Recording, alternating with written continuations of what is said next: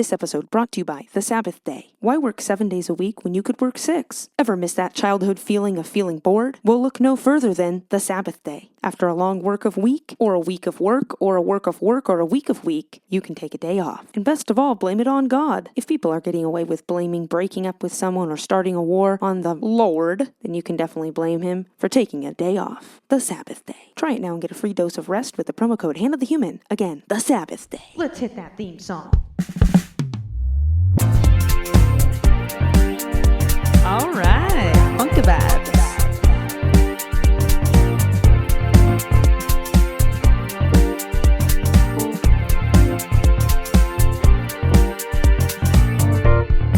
Break it down. Break it down.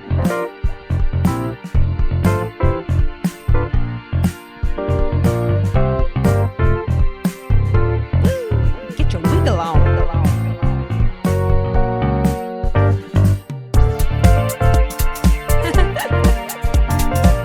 Come on, Hannah. Tickle them ivories.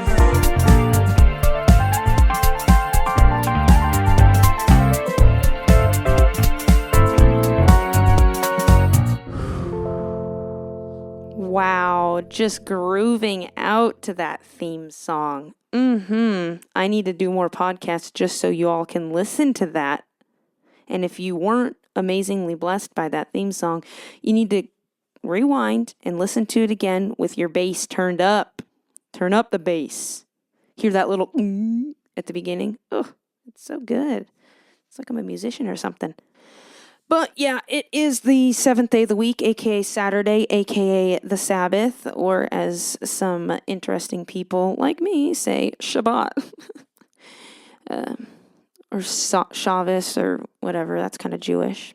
Anyway, basically, I was just feeling inspired, had a little bit of time before I'm going to go over to my friend's house and play cornhole and eat snacks and drink beer probably as well. Yeah, but I am not talking about cornhole today. I just felt like talking, and I realized kind of what was on my mind is the concept of transformation. That's the title. It really kind of sneaks up on you, transformation. It sounds like a big moment, a big bang, a big, whatever big things are, like an explosion, okay? Like a all of a sudden, whabam, that kind of thing. That's what, the word transformation sounds like. But it's kind of subtle, actually, until it isn't. See, maybe that's why it has a kind of sudden effect to it, a sudden feel. But anything that happens all of a sudden was kind of like getting ready for the last few years. At least that's my thought. That's what happened with me in pull-ups. Because it sounds silly, but there's a spiritual, deep concept to what I'm about to tell you that relates to pull-ups. So first I got to take you back to little 10-year-old Hannah, who was as skinny as a rail. I remember I could pull myself up, hanging on the monkey bars, whoop, whoop, pulling up myself up, woo, all however few pounds I was. It was like, did I pull myself up or did the wind just gust extra hard and woo, my chin went above the bar? Either way, I can't remember ever doing a pull-up since 10. And definitely then when I would try after I was like 18, not successful. And then I gained 30 pounds, probably about, I think that much, if my math is correct, between the ages of like 17 or 18 and 23. And it was like, woo, I couldn't even just hang from a bar. Well, and I thought, that's just the way things go, right? The odds are stacked against us girlies. We're just, loaded on the lower end and can't really carry our weight with our arms. But then my twin sister did a pull-up. And I was like, come on. Now she had to just go prove the concept that I wasn't just genetically deficient. Like, the same genes as me pulled herself up. Although she did weigh a little less than me, so I was like hemming and hawing about that, but not enough. Not enough to excuse my inability to literally pull myself up even a quarter of the way to a pull-up.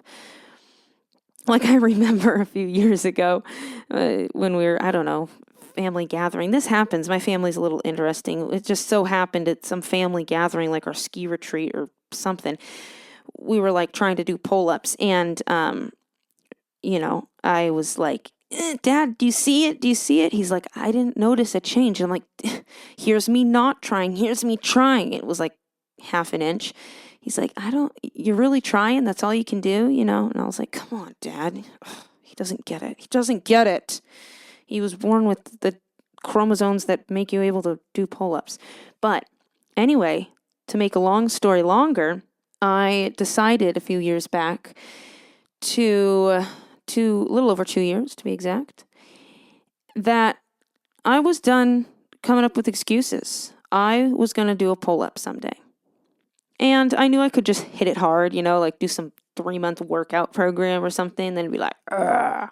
Except that wouldn't be sustainable, That would just be me achieving doing a pull-up, but that wouldn't be a lifestyle of pull-upping. And I'm here for the lifestyle, I'm here for the 40 years down the road. I picture her, Hannah, doing a pull-up, showing the grandkids what she's made of. And so I decided, well, I'll just start practicing push-ups morning and night when I remember it. So I'd say a good at least 5 days a week, morning and night, I was doing push-ups. Now, I couldn't do more than 3 push-ups, so I started doing like the girl push-ups, and try to do as many as I could, like 15 or 20 or something. And then finally I was like, oh, wow, I'm getting a bit stronger. I could do 5 regular push-ups. And so then I kind of switched to doing regular push-ups last summer, and I just remember plateauing at 8 and kind of another goal on top of, excuse me, I had to burp there, hold on. Another goal on top of doing a pull-up where I thought, it'd be cool if I could just drop down and do 10 push-ups. Well, I was plateauing at 8, but let's not get distracted from the pull-ups by the push-ups. I was just saying that my strategy for being able to do a pull-up was I thought, okay, I'm going to do a little arm workout. You ready for what the arm workout was? A 10-minute arm workout off of a YouTube video called How to Strengthen Your Upper Arms or something like that for women. And I used 10-pound weights, She used 8-pound weights in the video, so I don't know. Can't hide skill. But I did that once a week, which here's a great principle. I learned this from my twin who also can do pull-ups. Now, this principle I don't think was the one that caused her to do pull-ups. I think it was more the principle of she works 10 hours a day out in the sun farming, feeding people, But basically she said, you can always find 10 minutes in a week to do something. And that's so true. People like to say that about a day. Like you can always find 10 minutes in a day to do something, like journal in the morning or do stretches. No, I don't have 10 spare minutes every day. Maybe some days, like my days off, or when I don't have to do shopping, or when I'm not going and hanging with the friends. But I don't have 10 minutes every day. That's actually quite a lot of time if you think about it. I mean, I'm 10 minutes late to work sometimes, although hopefully not anymore. No, I'm not really 10 minutes late to work, but if I did 10 minutes more of something in the morning, I would be 10 minutes late to work. Like I'm just struggling to get there on time.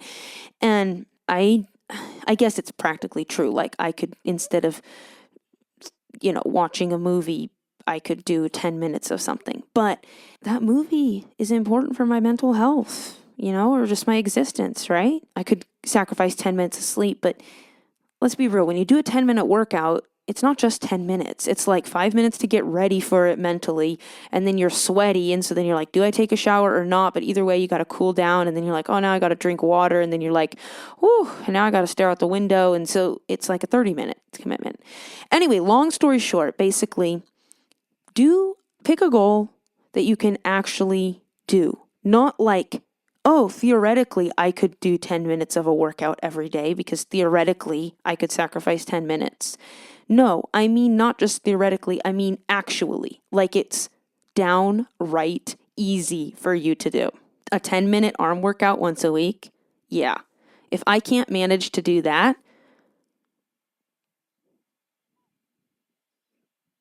so,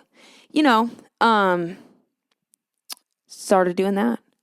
And before this, I'd also started doing a little core workout, once a week, a 10-minute one. So I thought, I've proved to myself I can do a 10-minute core workout once a week. I'll add on top of that 10-minute arm workout.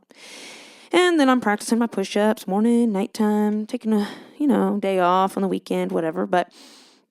And then, so a year later, I'm like able to do half a pull-up, instead of a quarter. So we're improving, but also this is slow going, right? Like at this rate, I might be dead by the time I do a pull-ups. But so then a few months ago, I think probably about 6, I decided I really do want to do a pull-up. So we need to just oomph the game a little bit. So I was like, okay, instead of doing a core workout once a week, I'm going to do a 10-minute core workout twice a week, because it's your core that helps you finish that little last of the pull-up. And it's your back muscle as well. So I sort of started incorporating, as well as my 10-minute arm workout, a little lifting of the back muscles too, with some weights here and there throughout the week. And I seriously started focusing, as well as trying my push-ups, which, by the way, I started being able to do 10 in a row. Oh my gosh. I don't know what got me over the plateau of 8, but I did. And anyway, so as well as doing push-ups morning and night, I would just also try to do a pull-up. And then I would just try to hang from the bar, or push myself up, stand on my little yellow ice chest cooler, the kind you take to the beach, right? It's like a square. It's a tiny one. It's yellow with a white lid. I would stand on that and then just kind of push myself up with my feet and try to pull as much as I could of my body weight with my arms, basically an assisted pull-up.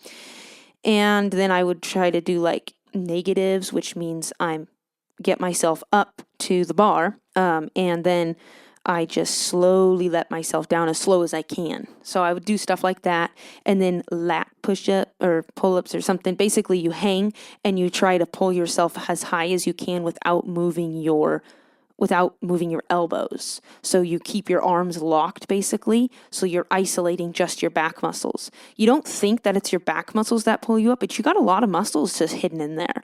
And so I would do that too. So I'd do different variations. I'd jump up, to the pull-up and kind of assist myself that way. So I was just practicing most mornings and most nights. Again, I'd say 5 days a week on average. And then Monday rolled around of this last week, just like any other Monday, got to go to work. I said, I got 5 minutes before I need to head out the door. Good. I got some time to practice a pull-up. I take a deep breath as I'm hanging on the bar. Let it go. Say, all right, I'm going to try to do, 3/4 of a pull-up like I usually do. And I pull myself up and I go up all the way. My chin goes over the bar. I did a pull-up.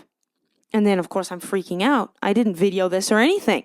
So then I set up my phone in front of me, and then I do another one. It was a little bit rustier than that first one. It wasn't as smooth, but I got my chin over the bar by kicking my feet in the air. And then I tried it. I videoed from another angle and tried doing another pull-up with my arms wider out. And I did it. I held my chin over the bar. This was not questionable. This wasn't, did I complete it? This was, my chin is above the bar and my arms are holding me there, albeit shaking, but they're holding me there. I did a pull-up. I didn't even know what this feeling felt like because it's been over a decade since I've had this feeling of hanging from a bar and pulling my chin above it. What? Oh my gosh. And then I was on a roll. That night I did another pull-up. I was just on a high. And then the next day I did a pull-up.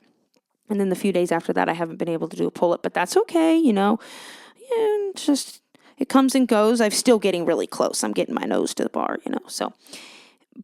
so I know that I'm going to keep practicing. So then I can always, every day, no matter if I'm tired or not, do a pull-up. No matter if I've had enough protein or not, do a pull-up. No matter if I've had enough sleep or not, do a pull-up. No matter what time I am on my cycle, I can do a freaking pull-up. That's what my new goal is, because I've totally smashed and just knocked out of the water my previous goal of being able to do a pull-up. It felt so undoable to me because I'd been practicing for 2.5 years, and 2.5 years is a long time, especially when you're 25 like I am, That's hold on, let me do the math. So 1/10 of my life. Yeah. Because 25, duh. Yeah. That's a tenth of my life.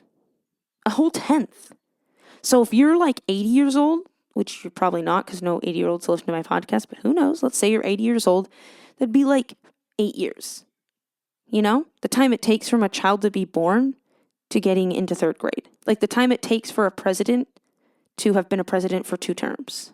That's a tenth of an 80-year-old's life. Back to my tenth of my life, it wasn't actually 2.5 years. Anyway, this is not important. What is important is that it felt so unattainable. Like I just kept practicing, and I don't know what I did special that Monday. I don't know. Was it that I just hadn't done pull-ups on Saturday and Sunday and I was refreshed? Like, I don't know. Was it I got the optimal amount of sleep? Did I just like breathe the right way?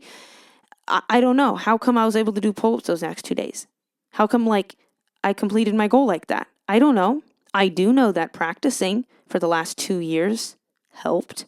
I do know that doing those little arm workouts, doing those little core workouts, making sure I was eating protein, all of that did help, didn't hurt. It was part of the process. But I don't know why that Monday morning, like any old Monday morning where I'm ready to just do 3/4 of a pull-up, I went all the way. I don't know. And that's what transformation is. If you had set a camera on me like I did, well, I didn't on that very first pull-up that I've ever done since I was 10 years old, you would have seen shock. You would have seen this amazing miracle. What you would not have seen is the 2 years before of me grunting and hanging from a bar and whatever I was doing for 2 years. So that's what I think big spiritual principle of all this, because I was thinking about that this past week and today, because I was also talking to somebody at church as we were eating potluck, because that's what we do at my church. We're old school like that. That's why I love it.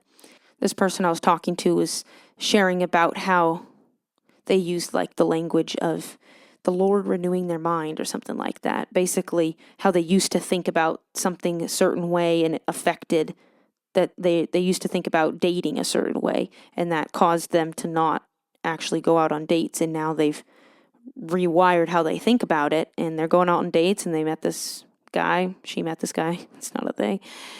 This girl I was talking to met this guy, and it's like, oh my gosh, she's gone out a few times. It's going well. So just telling me about that. The point of all this is that we're talking about transformation and about how we have these beliefs or these ways of doing something that suddenly we realize, I don't want to do it this way or think this way. It's causing results in my life that I don't like, and I'm missing out on other results that I really want in my life. And people use the term like this lady of the Lord renewing her mind, or the Spirit really transforming her heart, or whatever people do, because it's kind of mysterious. And that takes me back to kind of, I guess you could call it a spiritual transformation that I had last year, a little over a year ago, where I just started prioritizing. I realized I wasn't living according to some values that I really cared about.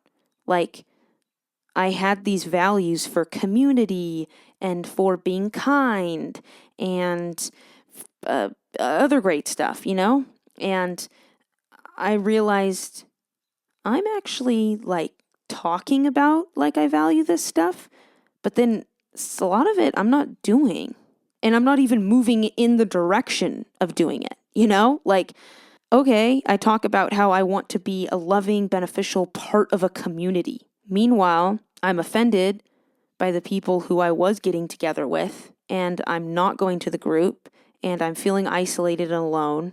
Like, we are not moving in the direction of being a loving participant of a community. And I could blame, because I had reason to, I could blame that, that just wasn't the right community for me.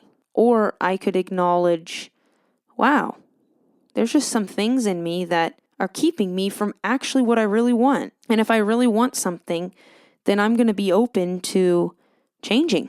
If I say I want something, but then I'm not moving in that direction, I'm going to need a course correction.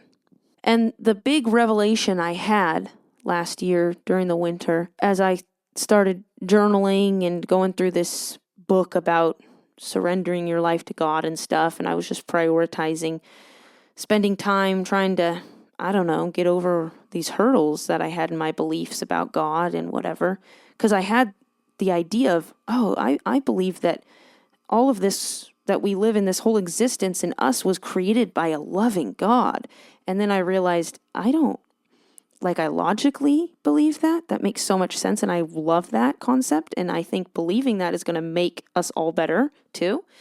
However, I don't think I'm really believing it because I feel judgment all the time. I judge myself. I judge others. I feel condemned. I hold myself up to perfectionistic standards. I feel afraid of failing. All of this stuff that I wouldn't feel if I genuinely believed that an all-loving creator made me and cared for me and wanted the best for my life, So I was like, do I really believe that? Okay, how can I actually get my whole body and my whole heart to believe this, not just my mind to think it's a cool fact that I should follow?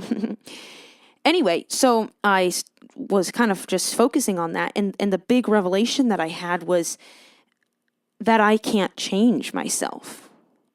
And that seems like, okay, well, so I did this whole leadership thing many years, not many, but like 5 years or quite a few years back, okay? And the principles in it were like, well, you can change, like you can choose. You can choose who you want to be. You can choose how you want to show up in the world. And I really love that narrative, right? Because we've all met, or maybe we are those people who have a bunch of excuses for life. I don't have the spouse, I don't have the house, I don't have the car, I don't have the neighborhood, I don't have the health or whatever that I want.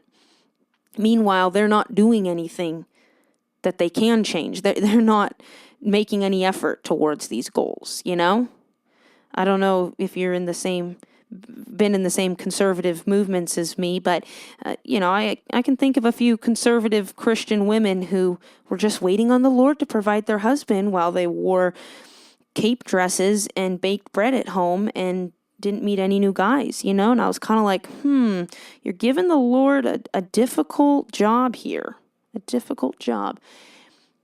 I mean, I can barely find you in that burlap sack. I don't know if a guy can, but the point is, I did resonate a lot with that leadership course's message of let's be powerful in life. Let's not be victims. I think that's awesome. And what I bumped up against while doing that was that I freaking can't change myself. I'm really good at exhausting myself, but I don't think I can actually transform myself. I can make different iterations of myself, right? Like that law, energy cannot be destroyed or created. It can only change forms. That's me. I can show up late in different ways, but I'm still showing up late.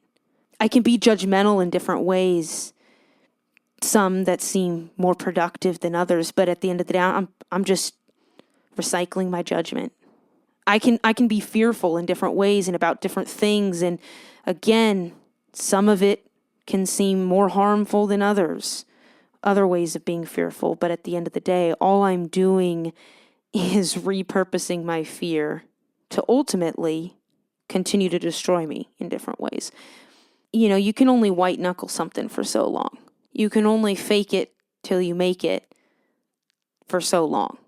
And one thing I know about myself and about life is that being genuine ends up always taking the cake. Whenever I pretend to be kind and friendly to somebody, I can only do that for so long. And it ends up hurting people more because I just should have been honest at the beginning that I was never going to go out to coffee with you. I'm thinking of a few instances a few years back when I was doing that leadership program, and it was like, be the type of person you want in the world. I'm like, yes, I'm going to be friendly and inviting and make everybody feel like they belong, which meant that I just kind of was fake. I didn't think I was being fake, but then when I'm looking at what I'm promising to people and seeing what I'm actually completing, I'm being fake. So, what I'm saying in all of this is I had the big aha revelation when reading this devotional last year during the winter that there is another option. The other option was I could acknowledge where I was falling short of who I wanted to be. I could acknowledge what beliefs I really wanted to deeply believe, but I didn't. And then I could just say, help God, amen.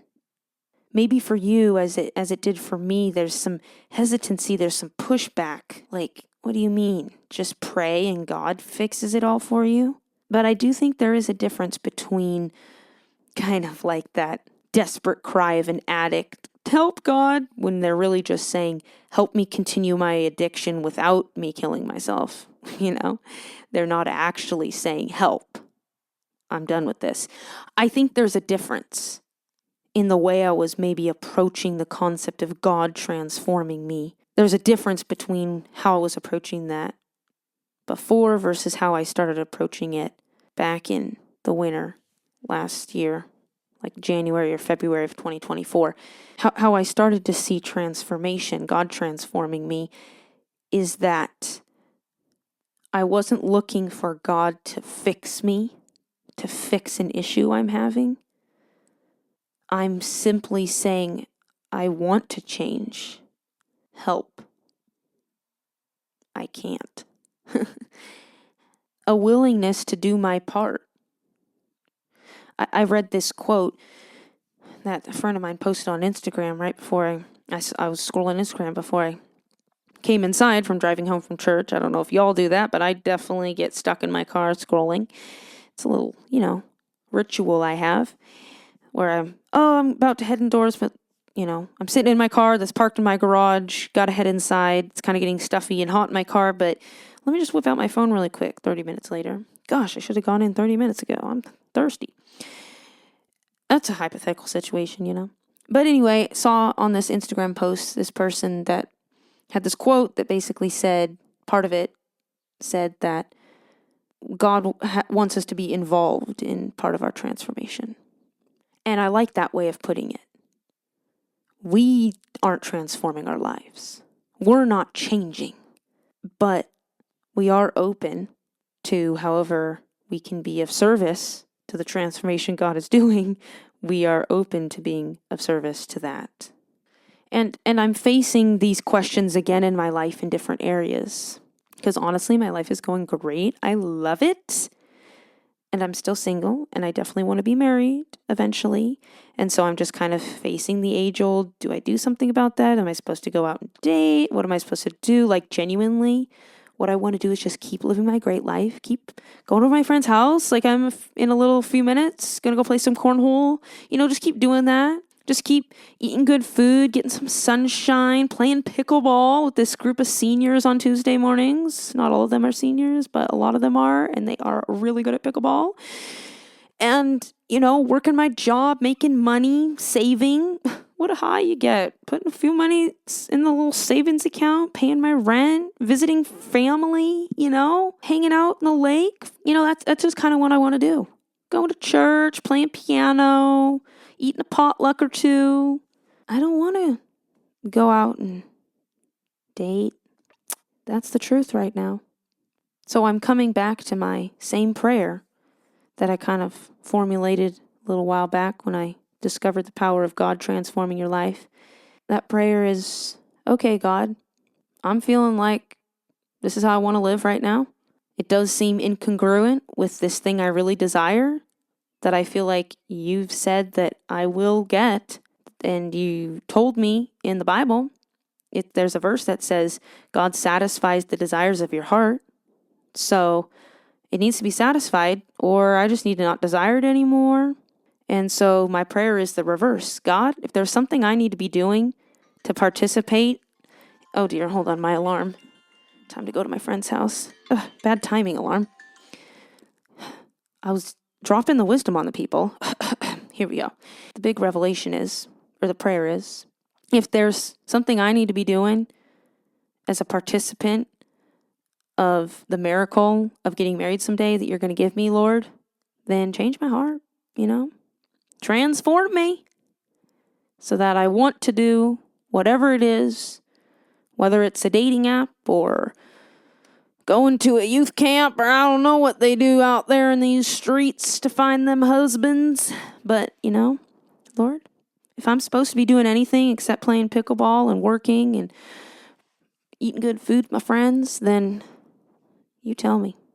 Amen. That can be your prayer too. That can. I don't know why I'm talking with a really poor Southern accent, but I am. I think it's because I'm kind of like subconsciously uncomfortable with using the language of like praying to God and stuff. Not that I'm like, don't pray to God. I just feel like it's so Christianese. That's why you have to give it a Southern Baptist accent. But anyway, I think despite the Christianese, it's true. I think you literally can pray, God help, and then he'll do it. And Lord, if I'm missing the way that I'm supposed to be involved in you helping me, help me see how I can help. It all comes back to God. And it's good talking about this because it's even making me realize, like, yep, if I'm having that concern and fear about I'm not doing enough to help you transform my life, God, what is that actually acknowledging? That's actually acknowledging that I believe that I actually am the defining factor of transformation in my life. Which sounds wonderful, you know? The common denomination in all situations is you. So look in the mirror. What can you do to change today? Yeah, sounds really motivating. Except that I think it goes against a principle of the universe outlined by something Jesus said. He said, unless you're like one of these little children, you're not going to see this heavenly kingdom you want so bad. And I have yet to meet a child who looks me in the eyes and says, I finally realized in order to get the evening snack that I was craving, in order to be fed before I went to bed, I decided to change. I decided snack time before bed. And it was because of me that food began appearing in my hands. Because of what I did, that a slice of apple and a bowl of peanut butter appeared. I had to change me. No, I have not met a child who does that. You know what children do? They're like, Dad, Mom, I really am hungry. Can I have an apple? And then the parents are like, yes, you can. Go to the fridge, get the apple. Here, I'll scoop the peanut butter for you because you're really bad at that. There you go. You have a snack now. And you could look at that situation and say, see, it came down to that child. They had to voice their opinion. They had to go grab that apple. Or you could look at it like, why was there an apple in the fridge? Oh, because the parents worked and bought the apple. Why was there peanut butter in the cupboard? Oh, because the parents worked and bought the peanut butter. Why was there a fridge in a house? Oh, because the parents paid and had a house for their kid. Why was there even a kid there? Oh, because the parents created this kid and is keeping this kid alive. And why does the kid even want an apple and peanut butter before bed? Because the parents have created this thing called bedtime so that the kid gets enough sleep and can wake up refreshed the next day to learn and do whatever kids love to do, you know? Color in coloring books, play outside. You could look at it that way, that the parents are making this all happen. And the kid is getting to learn how to take an apple out of the fridge, but that's about all. And I think that's kind of more how it is with us and God. At least that's how I want it to be. And if I'm ever living in such a way that isn't according to that wonderful belief that I really want to be true, dear God, help. And on that, peace out.